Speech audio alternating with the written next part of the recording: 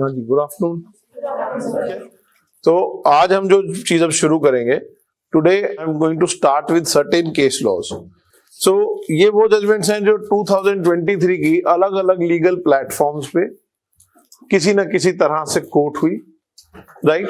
उनमें से जो हमें लगता है कि कुछ रेलेवेंट है, अप्रोक्सीमेटली मुझे लगता है ज्यादा से ज्यादा 40-50 जजमेंट्स होंगी है। तो पहला हम जो करेंगे now, state through CBI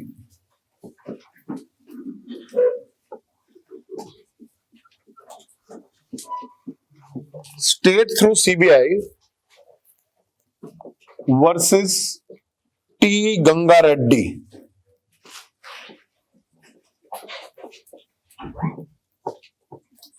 versus T Ganga Reddy 2023।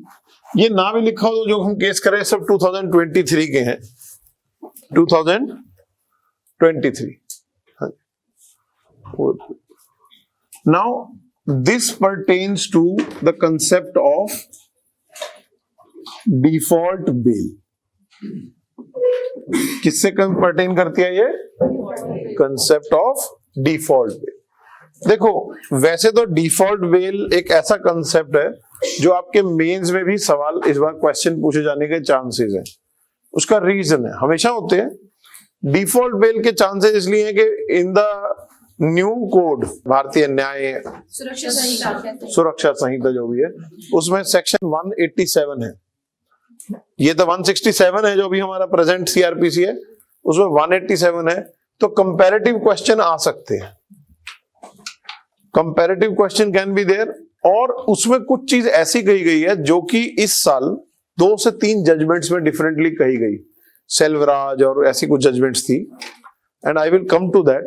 अब यहां क्या है, डिफॉल्ट बेल ये कहती है कि if a police has arrested someone and started investigating the case and it do not complete the investigation within 60 days or as per the offense, then what can happen? The person, the accused, gets a right to default bail. Now this bail, एक चीज याद रखना, PT में भी आता है कई जगह, whether this bail is on merits, the answer is it is not on merits. It is not on merits का मतलब ये है कि एप्रिसिएशन ऑफ एविडेंस के बाद या इसे उन चीजों को इसने ऑफेंस किया है या नहीं किया उसे कंसीडर नहीं करते। It is a bail due to technical reason, that is why it is called as default bail. तो ये बेल मेरिट पर नहीं होती, ठीक है, because this question is sometimes asked कि मेरिट पे है या नहीं है डिफॉल्ट बेल, और आपको पूछे। एक चीज और याद रखिएगा, पीटी की बहुत सी तैयारी आपको इंटरव्यू की स्टेज पे भी हेल्प करती है, मेंस में भी करेगी बट इंटरव्यू में भी बहुत ज्यादा वो पीटी ओरिएंटेड तैयारी होती है, because then you are asked questions, ठीक है। एज पर सेक्शन 167 क्लॉज 2, 60 और 90 डेज में police has to complete the investigation in case the accused is arrested and is put behind the bars. Then, because if the accused is enlarged on bail, let's say accused is arrested and after 2 days he is granted bail, then this concept of default bail is irrelevant because he is already on bail. So bail will be relevant only when the person is in custody. So अब हुआ क्या कि यहां पर custody है, default bell होती है।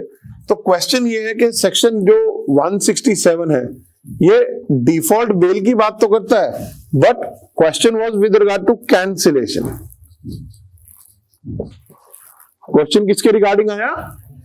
Cancellation की, कि भैया क्या इसको कैंसिल किया जा सकता है, और किया जा सकता है तो कब। पर अब आप देखो, जनरल लॉ तो यह है कि इसको कैंसिल करना मुश्किल है। क्यों? क्योंकि ये बेल किस बात की है? टेक्निकल ग्राउंड्स पे दी गई बेल है, डिफॉल्ट बेल है, it is a matter of right. The only thing is the condition prerequisite must be fulfilled, that the person is behind the bars for so long and the police has not submitted the challan. Now अब सवाल यह है कि इसकी cancellation, देखो क्या इसकी cancellation हो सकती है? आंसर है yes. Whether it can be cancelled, answer is yes. लेकिन इसकी जो कैंसिलेशन होती है वो मेरिट पे नहीं होती, वो होती है on the ground of the violation of the conditions, basic conditions. एक आदमी को बेल हो गई, उसके बाद उसने क्या शुरू कर दिया? उसके बाद इस आदमी ने जाके विटनेसेस को धमकाना शुरू कर दिया, कोर्ट में अपनी डेट पे नहीं आया। बेल की एक सबसे बड़ी कंडीशन क्या है? To come present on every date. So in this case, ठीक है, ये याद रखना, ये बेल मेरिट पे नहीं है, but cancellation of bail can be done on merits. मैं भी पढ़ के बताता हूं, can be done on merits. So ये बड़ी इंपॉर्टेंट जजमेंट है। क्या कहती है ये? It says there is no absolute bar that once a person is released on default bail under 167(2) CRPC, his bail cannot be cancelled on merits, and his bail can be cancelled on the general grounds like tampering with the evidence. Tampering with the evidence, witnesses not cooperating with the investigating agency or not cooperating with the trial. तो एक question लिखो आप, whether default bail can be cancelled, इससे आसान हो जाएगा, मैं सीधा आगे आंसर लिखवा दूंगा एक लाइन में, yes or no में। Whether default bail can be cancelled after the presentation of charge sheet, whether default bail can be cancelled after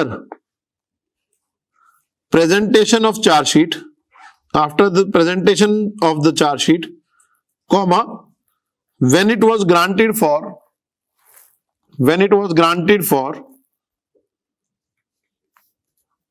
non-filing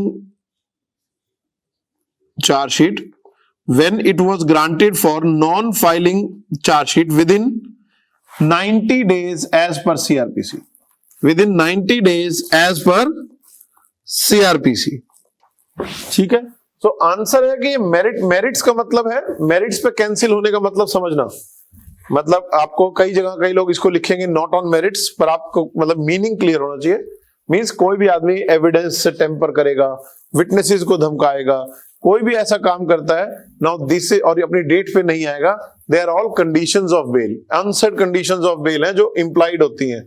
अगर वो नहीं होगी then the bail can be cancel, बस इतनी सी बात है।